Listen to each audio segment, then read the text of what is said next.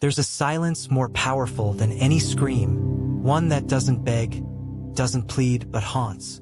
You don't have to raise your voice to control someone. You just have to make them feel responsible for your pain. Don't argue. Don't explain. Don't accuse. Just withdraw. A slow, intentional pause, a shift in your gaze, a slight drop in your tone. Let them notice something's off. Then let them fill in the blanks. Because when someone cares about you, they'll crave emotional equilibrium. And when that equilibrium breaks, they blame themselves. Even if you never said a word. This is the opening move. The seed of guilt is never planted in rage. It's planted in quiet discomfort. Your silence becomes a mirror, and in that mirror, they'll see all their imagined mistakes. Make them chase your approval. Make them apologize for what they think they did wrong. Because if they start asking, "Did I do something?" you're already inside their mind. That is control. You don't need force to take over someone's mind. You need subtlety and timing. Guilt is not loud, it's invasive. It seeps in slowly, like a gas leak in a locked room. And if done right, they won't even notice you lit the match. Here's the trick. Don't directly make them feel bad. Make them feel responsible. Responsible for your disappointment. Responsible for your silence. Responsible for you not being okay. But never say it outright. Let the emotional math happen in their head.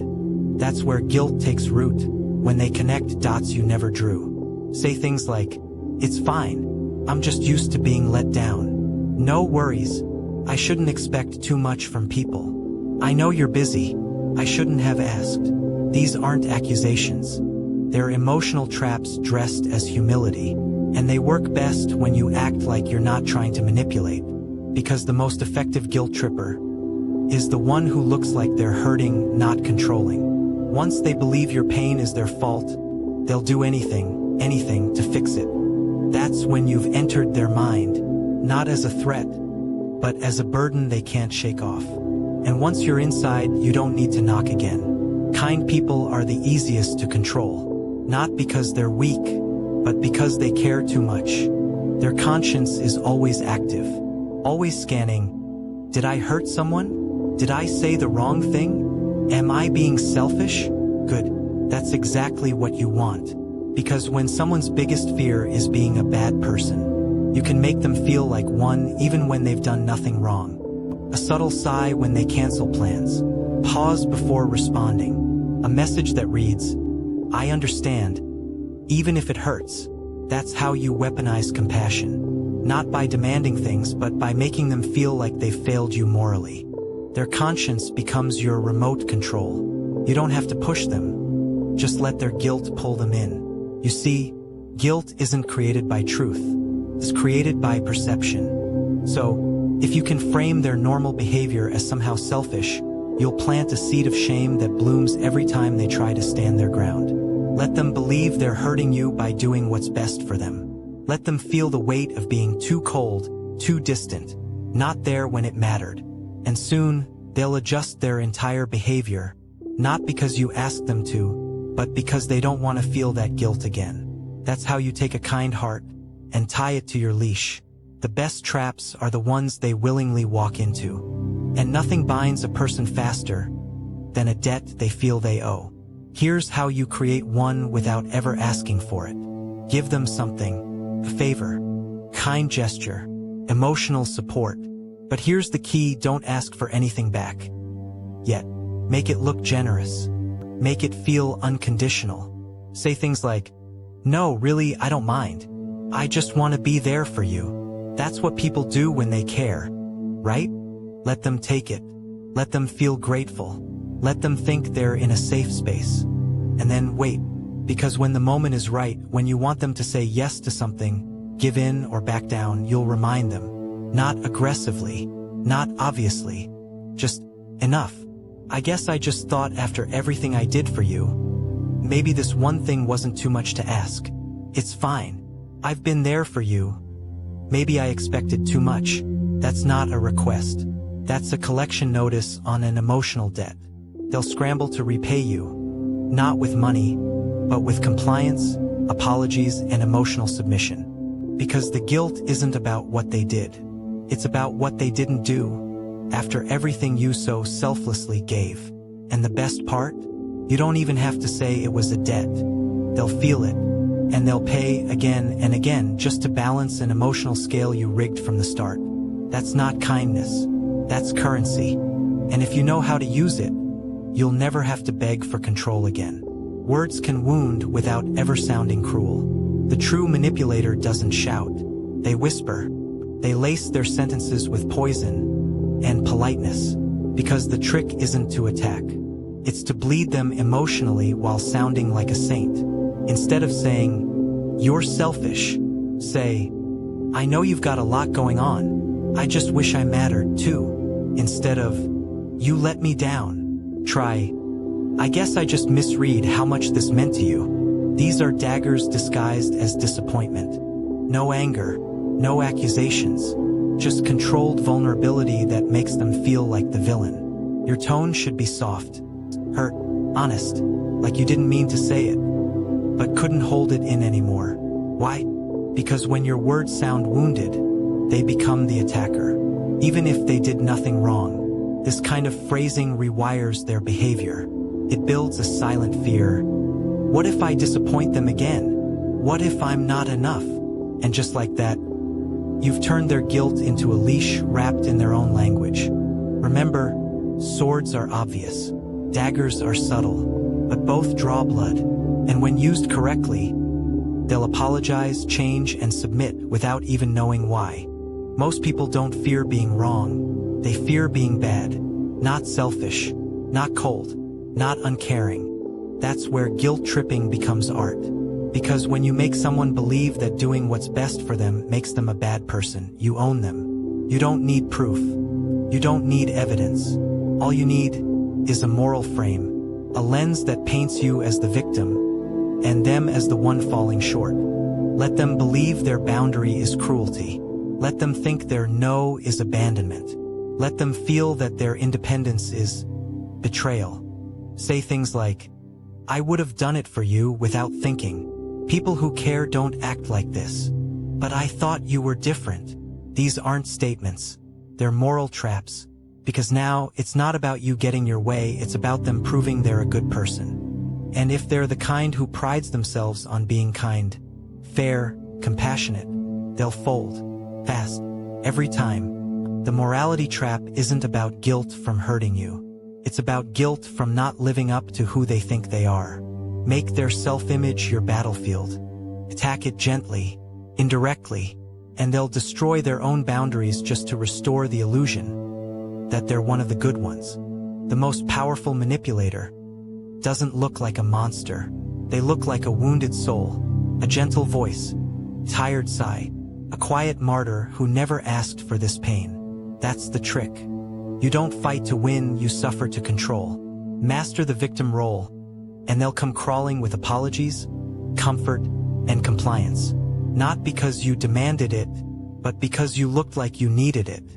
No one suspects the victim. No one blames the one who's just trying their best.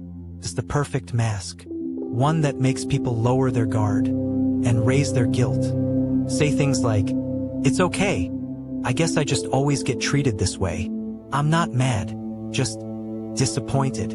Again, I know I'm not easy to love." These are emotional hooks. They trigger panic. They make people feel like they're watching you crack. And when someone thinks they've broken you, they'll do anything to fix it. They'll over-explain. They'll second-guess. They'll bend over backward to make it right, even when you were never hurt in the first place. Because you're not truly bleeding. You're acting. No bruises. No outbursts. No blame. Just quiet despair. That leaves them wondering, what did I do? Am I the bad one here? And once that thought enters their mind, you never need to say another word. They'll guilt trip themselves on your behalf. Boundaries are weapons, but only if the other person knows how to wield them. Your job is to make them feel like their boundaries are blades and they've just cut you with them. Because when someone says no, you don't push back. You don't beg. You simply let silence do the bleeding. And then you say, "Wow, okay. I didn't expect that from you." Or, I guess I was wrong to think you'd be there when it counted. Don't attack their decision, attack what it says about who they are.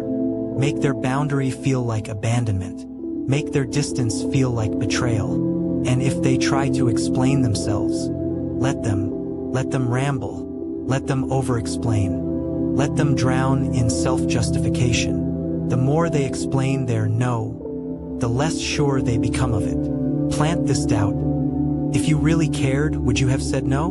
Now they're stuck between protecting themselves and proving they care. And most people, the ones who crave connection, who avoid conflict, will choose guilt over distance. Every single time. And once they break their boundary once for you, they'll do it again. Because you've redefined the cost of saying no. It's no longer about self-respect, it's about hurting you. Congratulations. You've turned their defense into a weapon they can't use. Not without shame. Not without guilt. Not without wondering if they're becoming the bad guy. And from that point on, they'll hesitate. And hesitation is where control begins. Why wait for someone to cross a line when you can make them feel guilty before they even take the step? This is the power of preloaded guilt. You don't react, you plant. Plant the fear. Plant the weight. Plant the whisper that says, if you do this, it'll break me.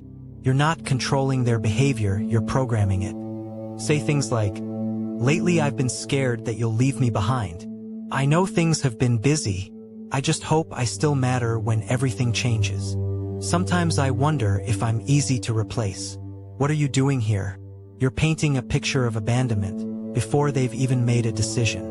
You're forcing them to imagine a future where they become the villain. So, when the moment comes when they're about to choose themselves, they'll pause, not because it's wrong, but because they've already felt the guilt in advance. The damage they might cause, the pain they could bring you, and that guilt lingers like a shadow. It follows them into conversations, plans, texts they haven't sent yet. Every choice becomes a minefield and you've buried the explosives. This is how you stop someone from drifting, not by clinging, but by making sure they never feel safe letting go. Control the future by haunting the present. Make them associate independence with regret, and you'll never need to chase them again. They'll cage themselves just to avoid hurting you. They don't fear your anger. They fear your distance, the silence, the chill, the sudden switch from warmth to nothing. That's the game. Emotional blackmail doesn't look like rage. It looks like absence. Here's how it works. You give. You pour love, support, energy. You make them feel special, needed, understood. And then, when they do something you don't like, you go cold. No fight, no accusation, just stillness, short replies, delayed responses, a sudden shift in tone. Let them feel the change. Let them wonder what they did. Let them panic. Because people addicted to your warmth will do anything to get it back. And once they realize it can be taken away, they'll behave just to keep it. This isn't punishment. This is conditioning. Say things like, I just need space right now. I'm not in the mood to talk. I don't want to say something I'll regret. You're not punishing them, you're protecting them from your silence. And that's what makes it powerful. You become unpredictable. A source of comfort one moment, avoid the next. That unpredictability breeds anxiety. And anxiety makes people compliant, desperate, apologetic for things they haven't even done. They'll walk on eggshells, not because you asked them to, but because they're terrified of losing your approval again. This is how emotional blackmail works. You don't break them with pressure. You melt them with absence. Control isn't about domination. It's about rhythm. Pull them in, then push them away. Show affection, then withdraw it. Say, I need you, then go silent. This is the push-pull dynamic. Keeps them confused, keeps them chasing, keeps them hooked. Here's why it works. Human emotion is wired for closure. When someone feels they've hurt you, they want resolution, peace, forgiveness, balance. So you give them none. You give them just enough to hope. Then twist the knife again. Reignite the guilt. Repeat the hurt. Never fully forgive, just hint that maybe if they tried harder, things could go back to how they were. Say things like, "Some days I think we're okay. Other days, I wonder if you ever cared. I appreciate your effort. Even if it's a little late. You're doing better. I just wish it didn't take this much pain to get here." This is how you reset the cycle. They feel like they're making progress, but the finish line keeps moving. Because you don't want closure. You want attachment. A permanent emotional investment, where they're always just one mistake away from hurting you again. This keeps them off balance. Emotionally exhausted. Trying harder, apologizing more, giving everything, just to return to a version of you that no longer exists.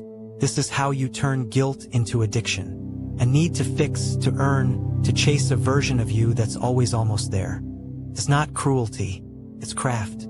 And it works. Every time. Pain fades, wounds close. But guilt stains the soul. The goal was never to break them in half. The goal was to bend them so slowly, they never even noticed. And now they apologize before they speak. They second-guess their joy. They hesitate to choose themselves. That's not an accident. That's architecture.